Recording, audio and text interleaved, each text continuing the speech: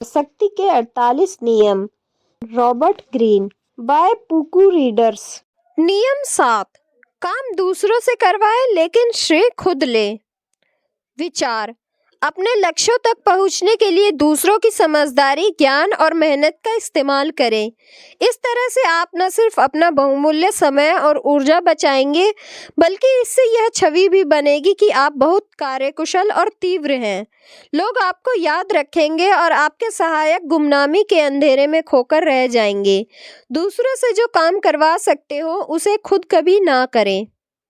अंधी मुर्गी। एक मुर्गी की आंखों की रोशनी चली गई थी। अंधी होने के बावजूद वह बहुत मेहनत से भोजन की तलाश में जमीन खोदती रहती थी। इस मेहनती मूर्ख को क्या फायदा होना था। दूसरी तेज आंखों वाली मुर्गी अपने कोमल पैरों की शक्ति को बचाकर रखती थी। वह हमेशा अंधी मुर्गी के पास ही रहती थी और उसकी मेहनत का फल चखती रहती थी। जब भी अंधी मुर्गी अनाज का दाना खोदकर निकालती थी, तो उसकी तेज आंख वाली सहेली वह उस दाने को खा जाती थी। शक्ति की कुंजी। ताकत की दुनिया जंगल की दुनिया की तरह है। कुछ जानवर खुद शिकार करके जीते हैं, जबकि ज्यादातर जानवर जैसे गीदड़, गिद्ध दूसरों के शिकार पर जीते हैं। बाद वाली श्रेणी के जानवर में कल्पनाशीलता कम होती है और वे अक्सर शक्ति की जरूरत वाले काम को नहीं कर सकते हैं। वे जल्दी ही यह बात समझ लेते हैं कि अगर वे इंतजार करेंगे तो उन्हें कोई न कोई ऐसा जानवर मिल जाएगा जो उनके लिए शिकार कर देगा। नादान ना बने। इस समय जब आप किसी गधे की तरह काम कर रहे हैं, तो आपके ऊपर भी गिद्ध मंडरा रहे हैं और आपकी रचनात्मक से फायदा उठाने का तरीका सोच रहे हैं। इसके बारे में शिकायत करना या आग बबूला होना बेकार है। बेहतर यह है कि आप खुद की रक्षा करें और इस खेल को निपुणता से खेलें।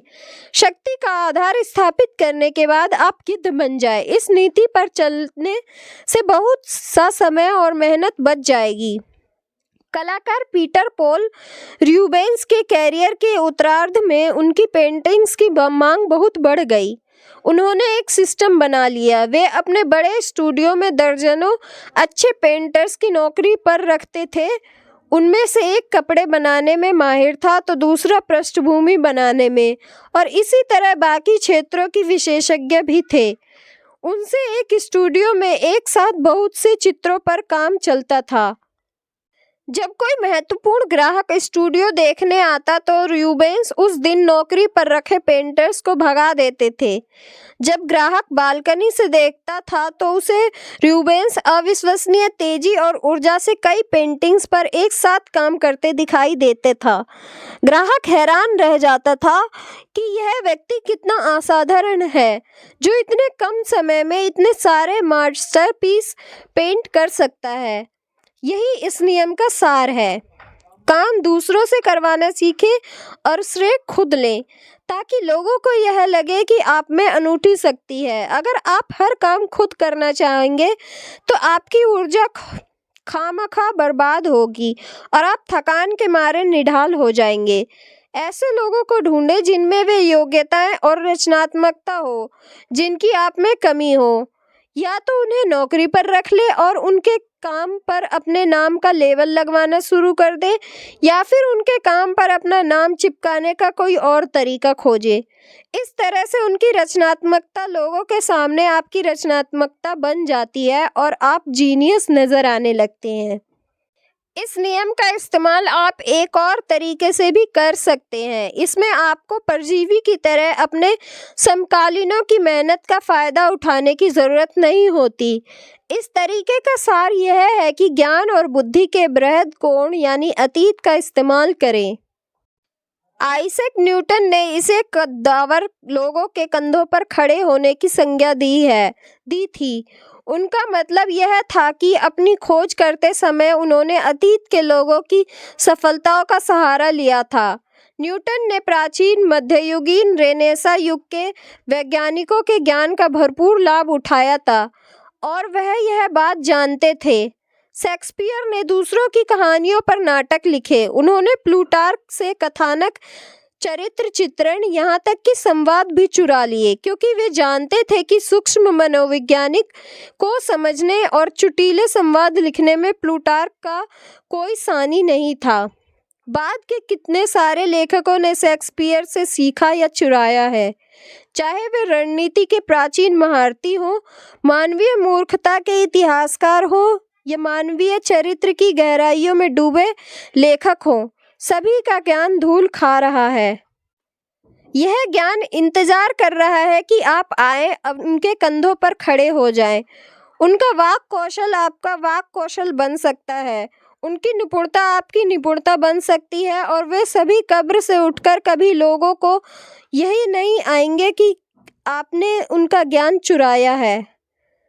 काम करने की कोशिश में उनकी निपुणता आपकी निपुणता बन सकती है, और वे सभी कब्र से उठकर कभी लोगों को यह बताने नहीं आएंगे कि आपने उनका ज्ञान चुराया है। आपके पास दो रास्ते हैं, या तो मौलिक काम करने की कोशिश में जिंदगी भर मेहनत करें, लगातार गलतियां करें, अपना समय और ऊर्जा बर्बाद करें, या फिर अतीत की सेनाओं का इस्तेमाल करके किला फतह कर ले। जैसे बिस्मार्क ने एक बार कहा था, मूर्ख कहते हैं कि वे अपने अनुभव से सीखते हैं, मैं दूसरों के अनुभव से लाभ उठाना पसंद करता हूँ। अगर कोई शिकारी घोड़ागाड़ी पर सवार होकर 6 घोड़े के पैरों का इस्तेमाल करता है और बैंग लियांग को उनकी बागडोर थामने देता है, तो वह बिना थके तेज जानवरों से आगे निकल जाएगा। अब यह मान ले कि वह घोड़ागाड़ी के लाभ को छोड़ दे, घोड़े के उपयोगी पैरों तथा बैंग लियांग की निपुणता का इस्तेमाल ना करे और पैदल ही जानवरों के पीछे भागने लगे, तो उसके पैर भले ही लियू ची जितने तेज हों, लेकिन वह जानवर से आगे नहीं निकल पाएगा। सच तो यह है कि अच्छे घोड़े और मजबूत घोड़ागाड़ी का इस्तेमाल करके साधारण से साधारण आदमी भी जानवरों को पकड़ सकता है। तस्वीर गिद्ध। जंगल के सभी जीवों में उनका काम सबसे आसान होता है। दूसरों की कड़ी मेहनत से उसका काम आसान बन जाता है। उनके मरने से उसे भोजन मिलता है। गिद्ध पर निगाह जमाए रखें। जब दूसरे कड़ी मेहनत करते हैं तो वह उनके ऊपर मंडराता रहता है। उसे बुरा ना माने, बल्कि उसके साथ जुड़ जाएं। विशेषज्ञों की राय।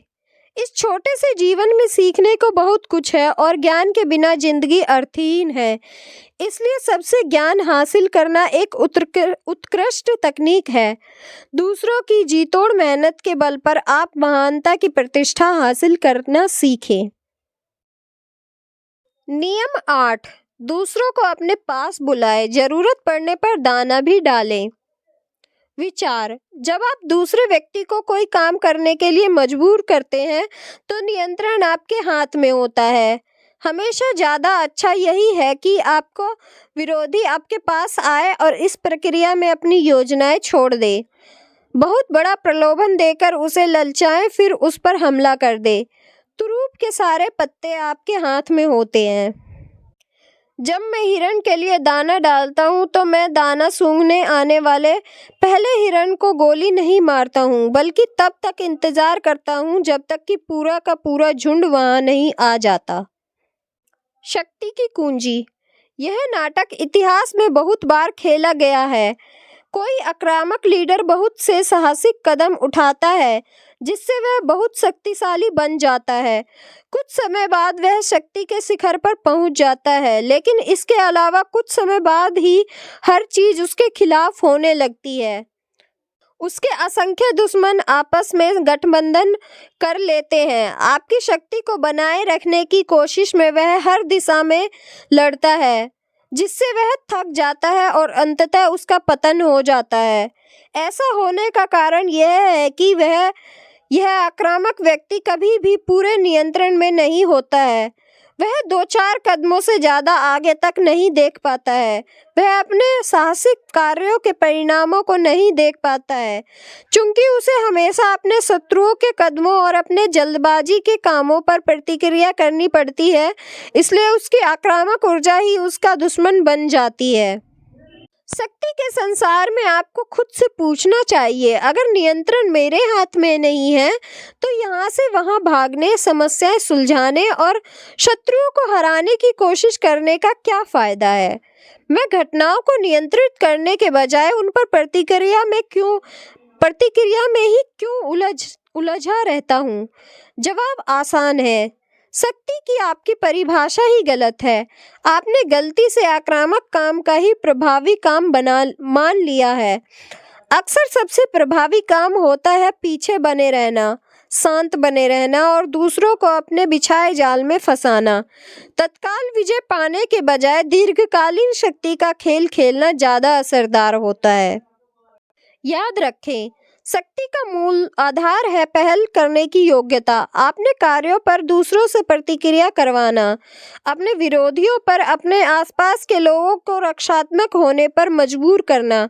जब आपकी रणनीति के कारण दूसरे लोग आपके पास आने लगते हैं तो अचानक स्थिति का नियंत्रण आपके हाथ में आ जाता है और जिसके पास नियंत्रण होता है उसी के पास शक्ति होती है। इस स्थिति तक पहुंचने के लिए आपके पास दो चीजें होनी चाहिए।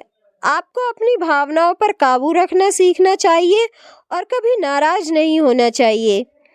आपको लोगों की स्वाभाविक प्रवृत्ति का लाभ उठाना चाहिए, जिन्हें जब उकसाया या प्रलोभन दिया जाता है तो वे भड़क जाते हैं। दूसरों को अपने पास आने के लिए मजबूर करने की योग्यता दीर्घकालीन रणनीति के लिहाज से आपका सबसे शक्तिशाली अस्त्र है। जब विरोधी मजबूर होकर आपके पास आएगा तो इसका एक लाभ यह भी होगा कि वह आपके इलाके में होगा। शत्रु के क्षेत्र में आने की वजह से वह घबरा रहा होगा, इसलिए वह अक्सर हड़बड़ी में काम करेगा और उससे गलतियां होंगी। समझदारी इसी में होती है कि बातचीत या बैठकों में दूसरे व्यक्ति को आपके इलाके में या कम से कम आपकी पसंद के इलाके में आए। इस तरह से आप जाने पहचाने माहौल में होते हैं, जबकि सामने वाला अनजान माहौल में होता है और उसे मजबूरन रक्षात्मक बनना पड़ता है। स्वार्थ साधन एक खतरनाक खेल है। जब किसी को यह शक हो जाए कि उससे मतलब निकलवाया जा रहा है तो उसे नियंत्रित करना ज़्यादा मुश्किल हो जाता है। लेकिन जब आप अपने विरोधी को अपने पास आने के लिए मजबूर करते हैं तो उसे यह भ्रम हो जाता है कि स्थिति को वही नियंत्रित कर रहा है। 19वीं सदी के मशहूर निवेशक डेनियल ड्र शेयर बाजार के मंजे हुए खिलाड़ी थे। जब वे यह जानते थे कि बाकी लोग किसी खास कंपनी के शेयर को खरीदे या बेचे और उसके भाव को ऊपर या नीचे धकेले, तो वे कभी सीधी नीति का इस्तेमाल नहीं करते थे।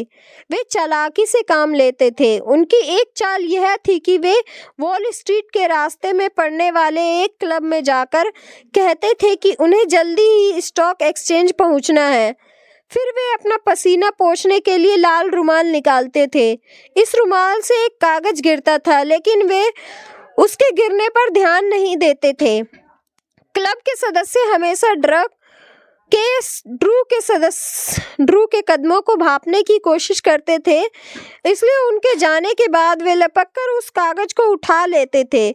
उस कागज में किसी कंपनी के शेयर के बारे में गोपनीय जानकारी लिखी रहती थी। बात फैल जाती थी और सदस्य उस जानकारी के आधार पर धड़ाधड़ वह शेयर खरीदने बेचने लगते थे और इस तरह ड्रू के हाथों का खिलौना बन जाते थे। हर चीज इस बात पर निर्भर करती है कि आप जो दाना डाल रहे हैं वह कितना मीठा है। अगर आपका जाल आकर्षक है तो आपके दुश्मनों की इच्छाओं और भावनाओं की उलझन उन्हें सच्चाई नहीं देखने देगी। उनका लोभ जितना बढ़ेगा उन्हें उतना ही घुमाया जा सकता है। तस्वीर: शहद लगा भालू का फंदा। भालुओं का शिकारी अपने शिकारी के पीछे दौड़ नहीं लगाता है। अगर भालू को यह पता चल जाए कि उसका पीछा किया जा रहा है तो उसे पकड़ना लगभग असंभव होता है। और मान लीजिए अगर किसी ने उसे पकड़ भी लिया तो वह हिंसक हो जाएगा। इसलिए शिकारी भालू का पीछा नहीं करता है और इसके बजाय वह फंदे में शहद लगा देता है। वह भालू का पीछा करके खुद को थकाता नहीं है, वह भालू के पीछे भागकर अपनी जान जोखिम में नहीं डालता है। वह तो बस फंदा तैयार कर देता है और फिर इंतजार करता है। विशेषज्ञों की राय: अच्छे योद्धा कभी दूसरों के पास नहीं जाते हैं, बल्कि दूसरों को अपने पास आने के लिए मजबूर कर देते हैं। वह दूसरों के खालीपन और खुद के भरे होने का सिद्धांत है। जब आप अपने विरोधियों को अपने पास आने के लिए प्रेरित करते हैं, तो उनकी शक्ति हमेशा खाली होती है। जब तक आप उनके पास नहीं जाते हैं, तब तक आपकी शक्ति हमेशा भरी होती है। खालीपन पर हमला करने अंडे पर पत्थर मारने की तरह है।